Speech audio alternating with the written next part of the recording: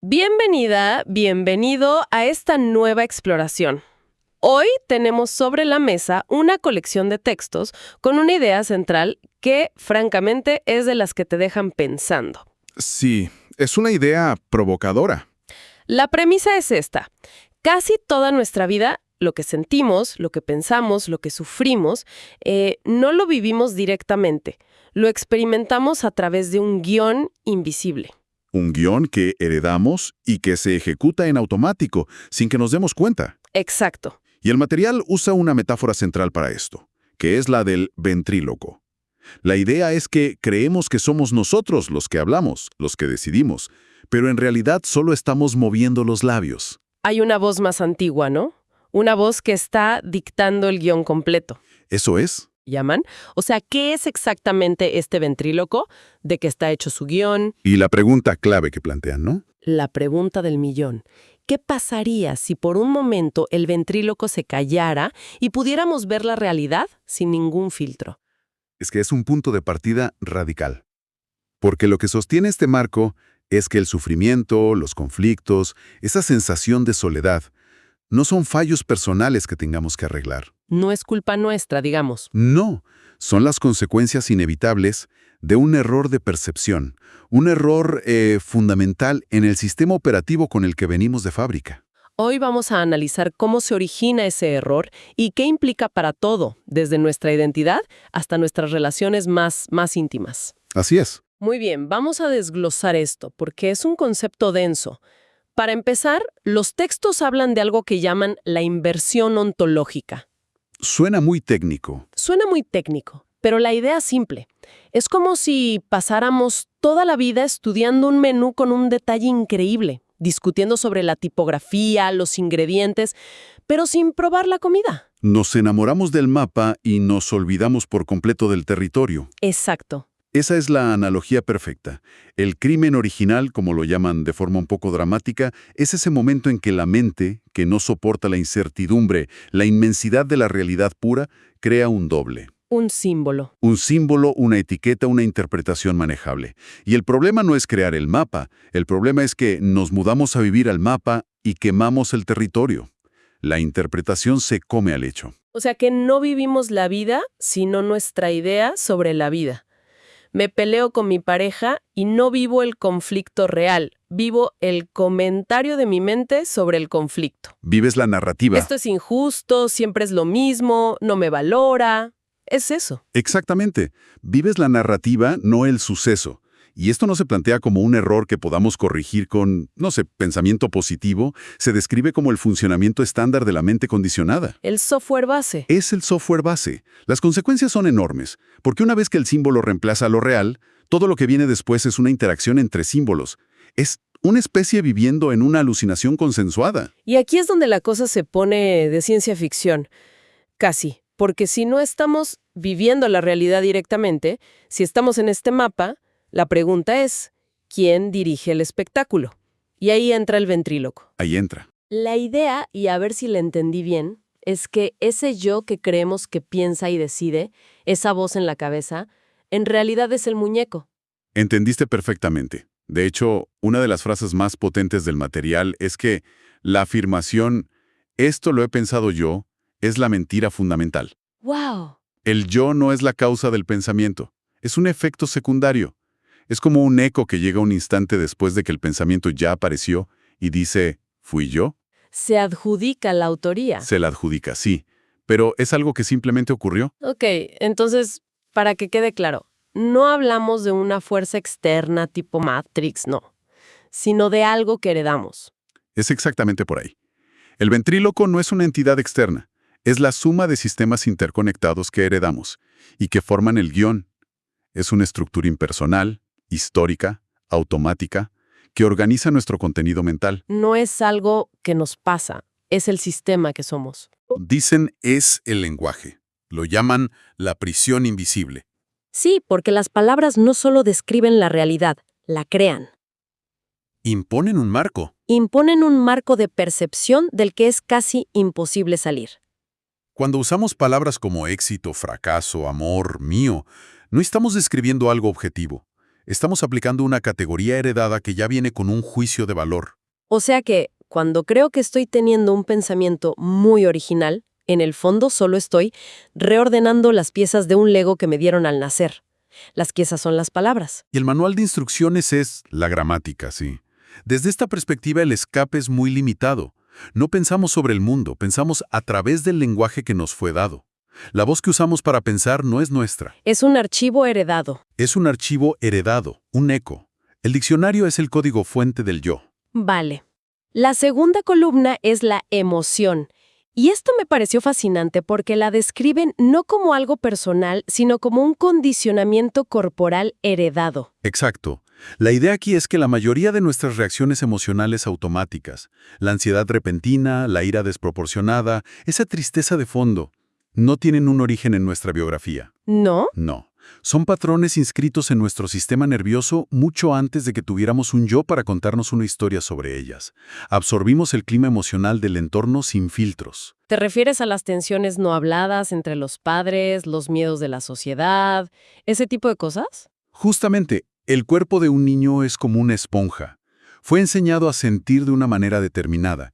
Si creciste en un ambiente de ansiedad, tu cuerpo aprendió que el mundo es un lugar ansioso. ¿Y años después? Años después, sientes esa ansiedad y el yo narrativo, el muñeco, se inventa una razón.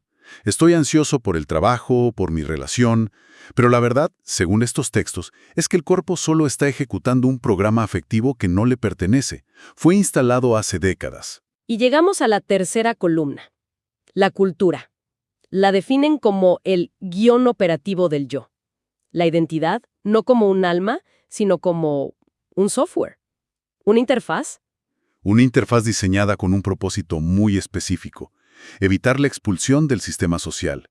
La cultura nos inserta roles, expectativas, lo que está bien, lo que está mal, lo que es deseable. Es el guión que nos dice cómo actuar para ser aceptados. Exacto. Y aquí hay un punto que me pareció increíble.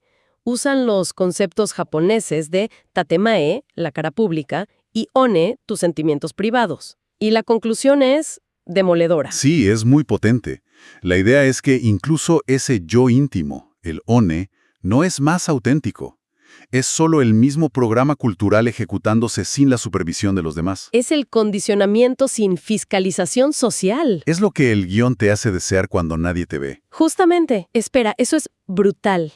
Porque toda nuestra cultura se basa en la idea de encontrarse a uno mismo, de ser auténtico, y estos textos dicen que no hay nada que encontrar. Dicen que es solo un software que nos instalaron, que la identidad no se descubre, se instala, y que la búsqueda de la autenticidad es, paradójicamente, una de las directivas más fuertes de ese mismo software. Ok, si aceptamos esta premisa de que somos una especie de autómatas corriendo un guión, ¿qué le hace eso a nuestras relaciones? Me imagino que el impacto es devastador.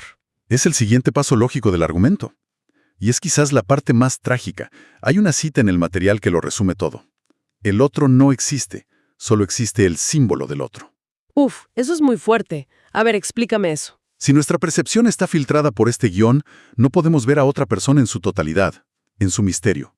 Lo que vemos es una versión simplificada, una caricatura que encaje en nuestra narrativa. Y no es por maldad, dicen. No, para nada. Los textos son claros. Esto no es un acto de crueldad consciente. Es un problema de hardware. Es ignorancia estructural. El sistema no nos deja ver más allá de nuestras propias proyecciones. Y proponen que reducimos a los demás a 4 funciones básicas, ¿no es así? Sí, 4 categorías en las que encasillamos a los demás sin darnos cuenta. La primera es la herramienta. El otro existe para un propósito: sostener mi autoestima, validar mi narrativa, darme seguridad. Ayudarme con algo. Ayudarte con algo. En el momento en que deja de ser útil, la mente lo descarta. No hay un duelo por la persona porque nunca se vio a la persona, solo su función. La segunda función es el obstáculo. Me imagino que esto pasa cuando el otro no hace lo que mi guión espera. Exactamente. El otro se convierte en una fricción. Y la hostilidad que surge no es realmente contra la persona, es una reacción alérgica a que nuestra ficción se ve amenazada. A que el símbolo se salió del libreto. Se salió del libreto, y eso es intolerable para el yo que quiere controlar la narrativa. Todos hemos estado ahí, ¿no? Cuando te molestas porque alguien cancela un plan y, si eres honesto, te das cuenta de que no es la persona, es que tu guión para la noche se arruinó. Totalmente. La tercera es el recurso. ¿En qué se diferencia de la herramienta? Es más sutil. Una herramienta es práctica. Un recurso es un suministro psicológico. El otro es una fuente de afecto, de atención, de validación, de entretenimiento. La mirada no es recíproca, es extractiva. No se ve al otro, se consume su utilidad. Se consume su utilidad para llenar un vacío en el yo. Es la base de muchas relaciones que llamamos de amor. Y la última, y quizás la más oscura, es la amenaza. Sí, porque la libertad real del otro es impredecible. No cabe ningún guión, y todo lo que no puede ser controlado por la narrativa del yo se percibe como peligroso. La autonomía de otra persona desestabiliza nuestro mapa. Exacto. Su capacidad de cambiar, de ser un misterio. Por eso, a un nivel profundo, la libertad del otro nos asusta. El resultado de todo esto es desolador. Una especie que vive rodeada de gente, pero fundamentalmente sola, interactuando con fantasmas, con proyecciones. Una soledad que no nace por falta de vínculos, sino por falta de percepción. No se cura con más compañía, sino con una nueva forma de ver. Para que esto no se quede en lo abstracto, los textos usan un ejemplo muy concreto para demostrar cómo opera este mecanismo, la institución del matrimonio. Es un caso de estudio perfecto. El argumento es que si analizas el matrimonio hoy, ya no cumple ninguna de sus funciones originales. Supervivencia, economía, estatus. Exacto. Históricamente, era un acuerdo de supervivencia, económico, de linaje. Hoy en la mayoría de las sociedades occidentales, ninguna de esas razones es fundamental. Y sin embargo, la idea no solo persiste, sino que tiene una fuerza increíble. El detalle que mencionan es revelador. Niños de 6 años que no tienen idea de lo que es una pareja, ni la sexualidad, ni la convivencia, ya fantasean con casarse. Y ahí está la prueba empírica del ventríloco. Un deseo tan estructurado que aparece antes de cualquier experiencia real no puede ser personal. Tiene que venir del guión. Tiene que venir del guión. Fue instalado por la cultura, cuentos, películas, expectativas familiares, antes de que existiera un individuo capaz de cuestionarlo. Entonces, el argumento es que el matrimonio sobrevive porque, aunque ya no le sirve a la vida real, le sirve perfectamente a la narrativa del yo. Le sirve como ninguna otra cosa. ¿Por qué? Porque le promete al yo lo que más anhela: continuidad, permanencia. Le da una identidad clara: soy una persona casada. Organiza la biografía. Y sobre todo, calma el pánico al vacío. Es el ancla narrativa por excelencia. Por eso lo llaman un fósil activo. Me encanta ese término. Es que es perfecto. Es un símbolo que perdió su función en el territorio, en la realidad, pero que sigue operando con toda su fuerza en el mapa mental colectivo. Es la demostración de que no respondemos a la realidad, sino al guión. Si la percepción fuera directa, sin filtros, Uno vería que el amor no necesita contratos, que el compromiso es un acto del presente, no una promesa sobre un futuro que no conoces. Pero la percepción no es libre, está ocupada por la narrativa que dice: el amor verdadero lleva al matrimonio. entendido. Entonces, después de este diagnóstico tan poco alentador, la pregunta es inevitable. ¿Estamos condenados a ser marionetas? ¿Hay alguna forma de salir de esta simulación? ¿Sí? Y la respuesta es tan simple como difícil. Apuntan a una única transformación posible. No se trata de cambiar el guión o de escribir uno nuevo. No es mejorar al muñeco. Para nada. La única salida es cuando el intérprete, el yo narrativo, el comentarista incesante, se calla. Aunque sea por un instante. Y dejan muy claro que no es una técnica que se pueda practicar, ¿verdad? No es un logro del yo. Es crucial entender eso. Se describe como un acontecimiento radical. Algo que ocurre, no algo que se hace. Es un momento, digamos, de gracia, de silencio, en el que la maquinaria de la interpretación se detiene. Y ahí hay percepción directa. ¿Y cómo sería eso? ¿Qué es lo que aparece cuando la narrativa se suspende? Los textos describen varios atributos de ese estado. El primero es la no defensa. ¿Qué significa eso en la práctica? Significa que no hay nada que proteger. La mayoría de nuestra energía se va en defender una imagen. Pero los ataques, las críticas, siempre van dirigidos al símbolo, a la ficción del yo. Cuando dejas de identificarte con ese símbolo, la ofensa no tiene dónde aterrizar. ¿No te afecta? No te afecta. Es como si te insultaran en un idioma que no entiendes. El segundo atributo es el fin del sufrimiento fabricado. Distingan entre dolor y sufrimiento. Sí, esa es la clave. El dolor es una sensación inevitable. Si te golpeas, duele. Si pierdes a alguien, sientes tristeza. El sufrimiento es la historia que la mente le añade. El por qué a mí. El por qué a mí, mi vida está arruinada, nunca superaré esto. El sufrimiento es el dolor más una narrativa. Cuando la narrativa se detiene, el dolor puede seguir ahí, pero es limpio. No se convierte en una identidad. Siento tristeza, no se convierte en soy una persona triste. Luego, la aparición del otro. Esto conecta con lo que hablábamos antes. Claro, si el otro deja de ser una función para mi guión, herramienta, obstáculo, recurso, amenaza, por primera vez puede aparecer como lo que es, un universo en sí mismo, un misterio. Su libertad deja de ser una amenaza. Y se convierte en lo que siempre fue, la manifestación de la vida, tan válida como la mía. El verdadero encuentro solo es posible ahí. Y finalmente, el fin de la soledad ontológica. Esa soledad que se siente en los huesos. Esa soledad nace del yo, de esa sensación de ser una entidad separada, encapsulada. Es una ilusión del guión. Cuando el yo narrativo se calla, esa sensación de separación se disuelve. Te das cuenta de que nunca estuviste separado. La existencia misma es suficiente compañía. Al final, toda esta arquitectura tan compleja se puede resumir en una sola idea, la que llaman la herida primordial. La mente confunde su comentario sobre la realidad con la realidad misma. Y todo lo demás, el yo, el conflicto, la soledad, es una consecuencia de ese error inicial. Exacto. No se trata de mejorar al muñeco o de darle un guión más bonito. Se trata de ver el mecanismo. De darse cuenta de que no eres la voz, sino la conciencia que escucha esa voz. Es una idea muy potente.